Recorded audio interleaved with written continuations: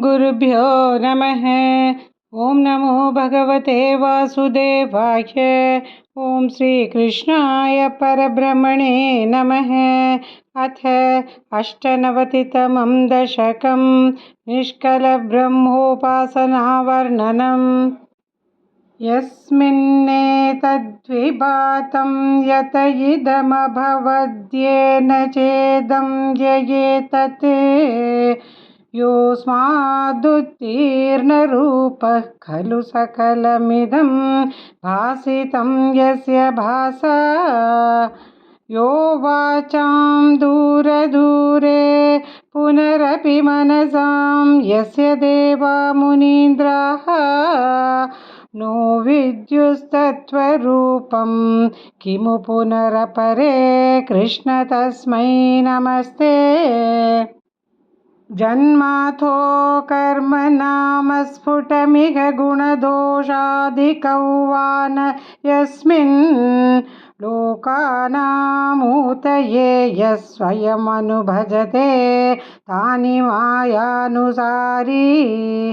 बिभ्रच्छक्तिररूपोऽपि च बहुतररूपो बभात् यद्भूतात्मा तस्मै कैवल्यधाम्ने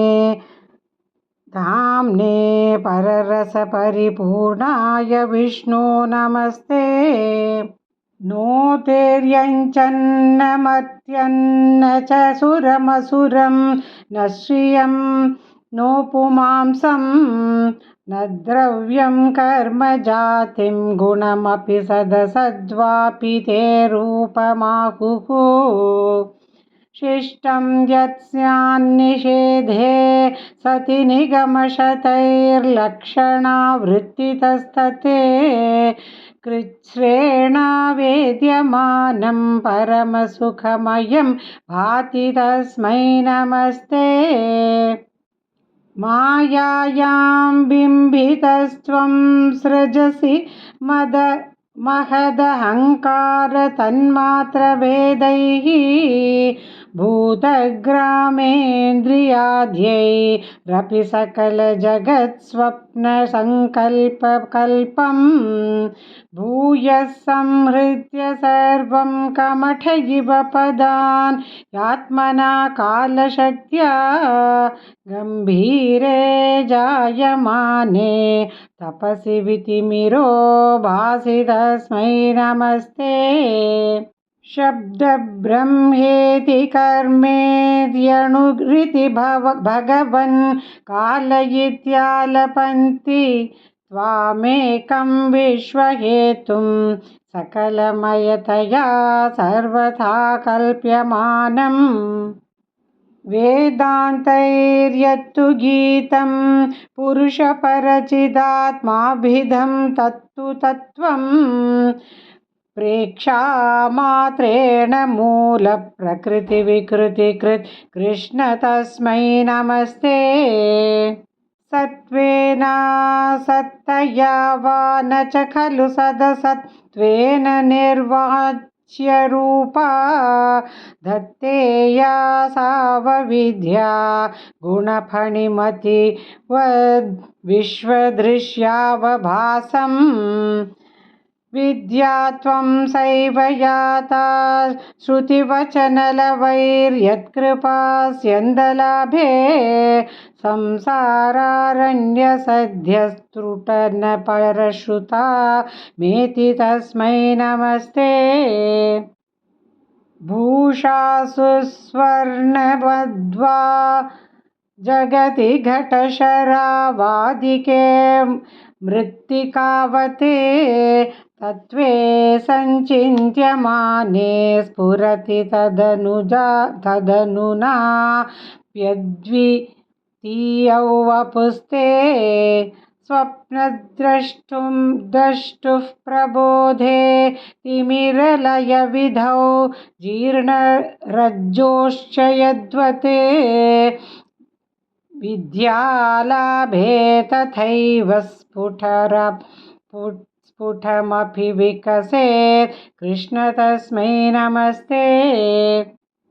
यद्भीत्योदेति सूर्यो दहति च दहनो वाति वायुस्तथान्ये यद्भीताः पद्मजाध्याः पुनरुचितबलिनाहरन्तेनु कालं येनैवारोपिताः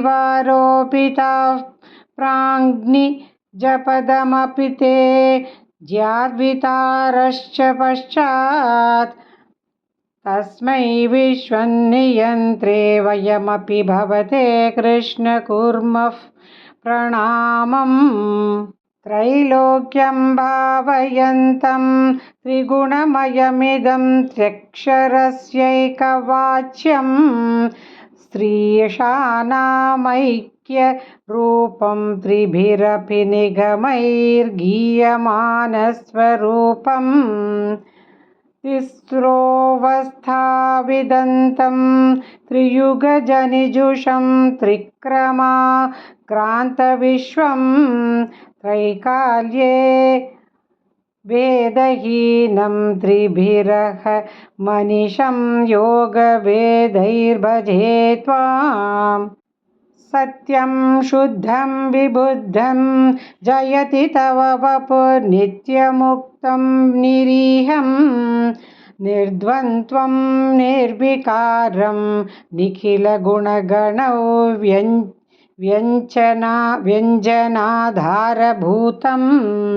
निर्मूलं निर्मलं तन्निरवधिमहिमो लासि निर्लीनमन्तः निस्सङ्गानां मुनीनां निरुपमपरमानन्दसान्द्रप्रकाशं दुर्वारं द्वादशारं त्रिशतपरिमिलत् षष्टिपर्वाभिद्वीतं सम्भ्राम्यत्क्रूरवेगं क्षणमनुजगदाच्छिद्य सन्धावमानं चक्रं ते कालरूपं व्यथयतु न तु मा त्वत्पदैकावलम्बं